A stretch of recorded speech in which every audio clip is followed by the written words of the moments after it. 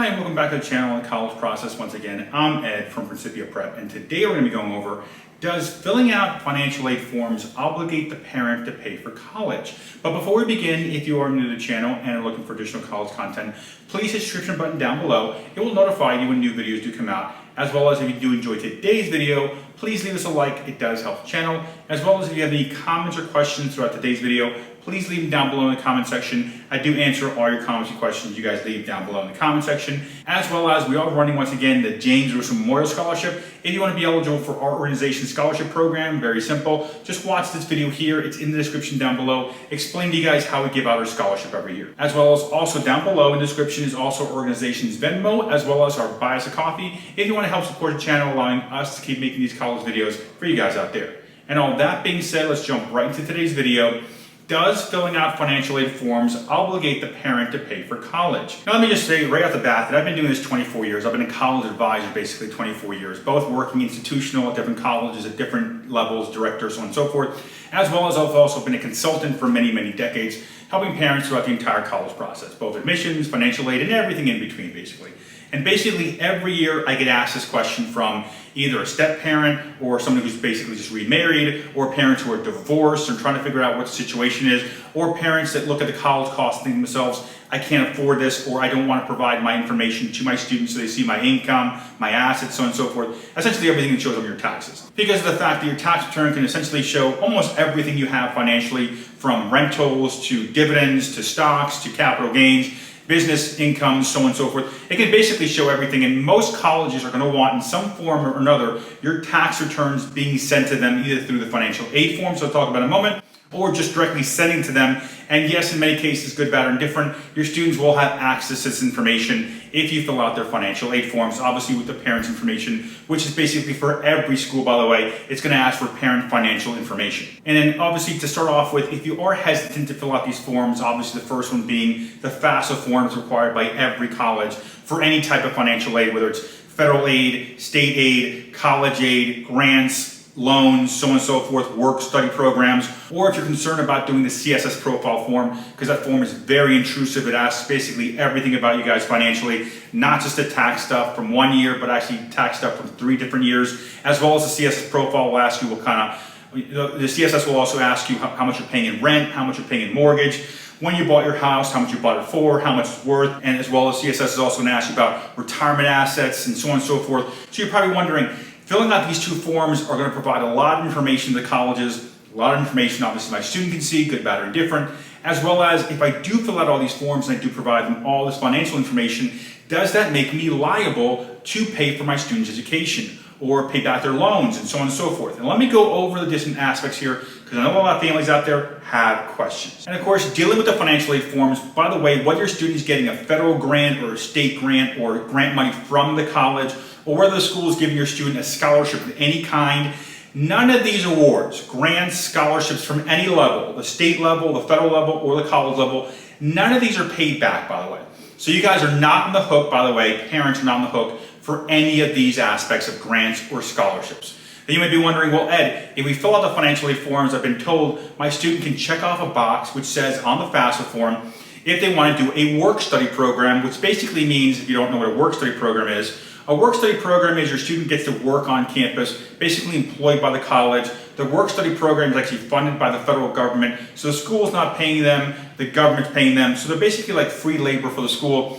And you might be wondering, well, what if my student does check off they want to do work study on the FAFSA, and they elect not to do the FAFSA work study program at the college? Are we on the hook? You're not on the hook. So don't worry, if your student says they do want to do a job, then they don't do the job, the work study job specifically, doesn't matter. It doesn't put you in onus of doing anything. It doesn't put you on the hook if they don't work, that you have to, there's no fee, there's no penalty. You're not made to work, let's call it, essentially as a parent, in lieu of them not working.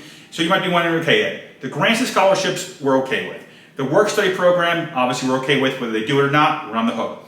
What about the federal loans that get offered by doing the FAFSA form? Now obviously those who do this whole process, if you do the FAFSA form, i.e. your student does the FAFSA form with your financial information, your student will be eligible automatically for federal loans depending on which level they are in college. And let me explain how it works. Now right here you can see basically the way the federal loans work. For freshman year, your student will be offered $5,500 in federal direct loans. For sophomore year, they'll be offered $6,500 in federal direct loans. And for junior and senior year, your student will be offered $7,500 for federal direct loans. And parents might be wondering, are we on the hook if my student doesn't pay this loan back, or is it going to show up on our credit, so on and so forth? Do not worry. They're only your student's federal loans. They have nothing to do with the parent. Now, obviously, as you say, we're not on the hook if we do the FAFSA loans because they're in my student's name. But what if we do on the massive promissory note or the entrance interview? What if we put our names as the parent as a reference? Because, by the way, they're going to ask for at least 2 references on these papers for the federal loans. It doesn't matter, by the way, if you guys put yourselves down as references as the parents on the student's massive promissory note, entrance interview paperwork. Doesn't matter. You guys are still not on the hook for these loans. These federal loans are still only in the student's name.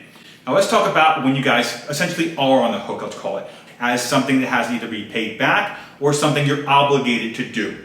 Now right off the bat, if you guys go out and get a Parent Plus loan, a Parent Plus loan will, by the way, only be in the parent's name. So if you're taking out a Parent Plus loan, a federal Parent Plus loan, by the way, to pay back the student's educational costs for that academic year, then yes, that loan is specifically your private loan, by the way, that has nothing to do with the student. So yes, you are obligated to pay back that federal loan. And to get the federal direct Parent Plus loan, you must first fill out the FAFSA form.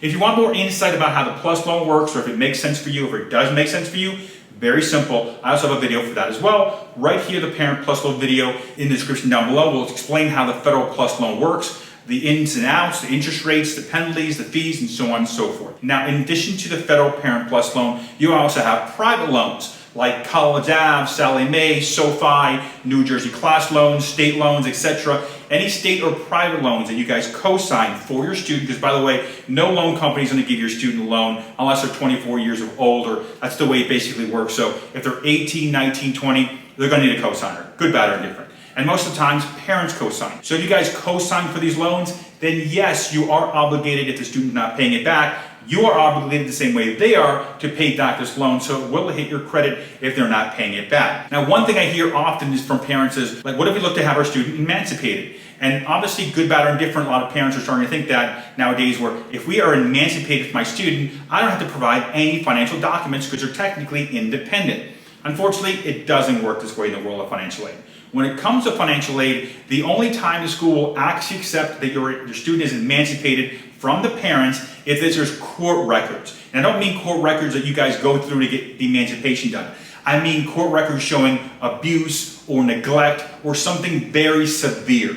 They are not going to accept emancipation because your student decided to go live at the other side of the country and they're 18 years of age. They will not accept it. They're also not going to accept if you try to say to them, well, my student has a job paying $20,000 or $30,000 or $40,000 or whatever the number is. They're still not going to accept it, unfortunately. It's just the way the financial aid system works at almost every college.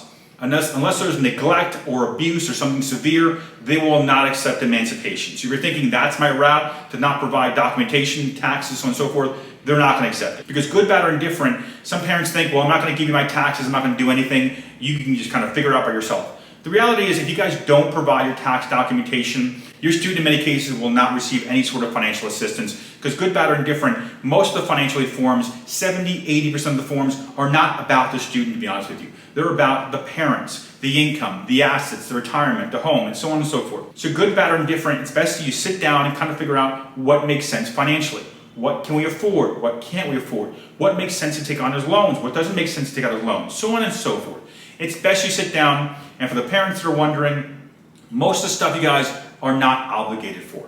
So I would suggest, whether you're a step parent or divorced or remarried or whatever your situation is, provide the student the financial information to be able to go out there and get the financial aid assistance to be able to help you guys send them to college. Good, bad, or indifferent, it's just the way the system works. I'm not saying it's good, I'm not saying it's bad, it's just the system we have. So all that being said, if you guys have any questions, any concerns, obviously you can leave any questions and concerns down below in the comment section. I do answer all your comments and questions, by the way. You guys leave down in the comment section. As well as, if you do enjoy today's video, please leave us a like. It does help the channel.